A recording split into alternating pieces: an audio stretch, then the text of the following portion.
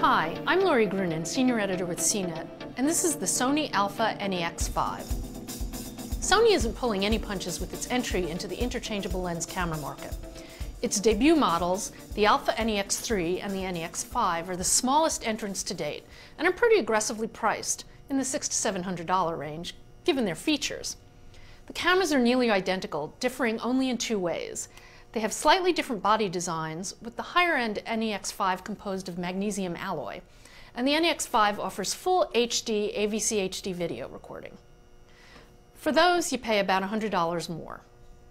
Both cameras come in kits with either an 18 to 55mm or 16mm pancake prime lens. The new all-aluminum Sony E-mount lenses dominate the NEX-5's body, and they feel great with a smooth rotation. The 18 to 55 feels a bit large for the compact body, and I suspect the 18 to 200mm lens will really overwhelm it. You should also keep in mind that unlike the Alpha DSLRs, which have image stabilization built into the camera, the NEX models use optical stabilization in order to achieve the smaller body sizes. The lenses use a new E-mount. Sony will be offering an adapter for using non-E-mount Sony lenses with the NEX models, but as with most competitors, the adapters don't support autofocus. The camera itself was pretty well designed and easy to grip and shoot. It doesn't have a built-in flash, but does ship with a small add-on flash that uses a proprietary connector. Sony will also have an add-on microphone. Sony makes the same mistake as Olympus did with the EP1 and forgoes an electronic viewfinder. Though the company doesn't say it will support one, I'm hoping that the accessory connector can be retrofitted for it. And while the large LCD is certainly nice and high resolution, with a brighter backlight than that on the A550 DSLR, I still had some issues viewing it in bright sunlight. The LCD does tilt, which helps, and of course tilting is a really nice feature, but still wasn't enough to compensate to allow me to view it properly. The interface has a few fixed buttons, such as drive mode and exposure compensation, while the rest are contextual depending upon the camera mode. Overall, the scheme works pretty well, but there are some irritating quirks to the menu system. For instance, you can't scroll backwards to get from the first entry in a menu to the last. Also, while I generally like the scroll wheel's operation, when using it for the virtual mode dial, I keep flying past my target. The NEX-5 carries over a lot of the features from Sony's point-and-shoots.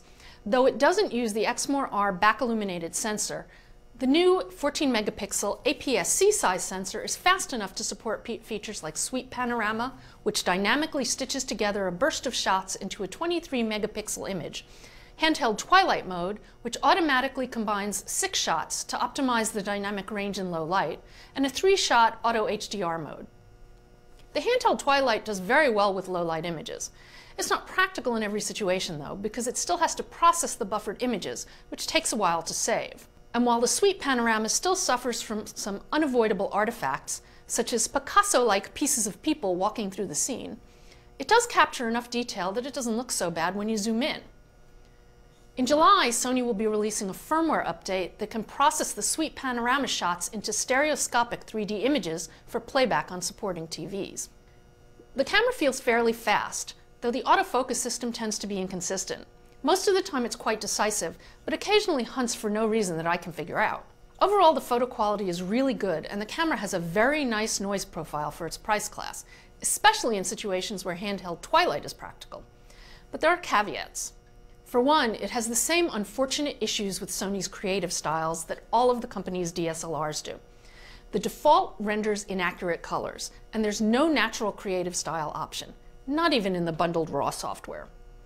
Also, though the 18 to 55 kit lens is pretty sharp, it has some of the worst distortion I've seen on a non-point-and-shoot camera of late.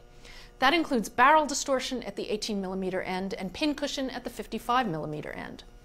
Video is sharp and the lenses are really quiet, both for zooming and focusing, but you've got practically no controls. While it has built-in stereo mics that are reasonably separated physically, the audio sounds a bit tinny, and the camera really needs a wind filter. More than any other interchangeable lens camera I've seen, the NEX-5 seems optimized for the point-and-shoot upgrader. Not necessarily because it's easier to use than any other or that it's priced particularly low, but because it's full of constraints that will probably bother enthusiasts a lot more than snap shooters. That's a pity because the video quality, photo quality, and performance are really appealing. I'm Lori Grunin, and this is the Sony Alpha NEX-5.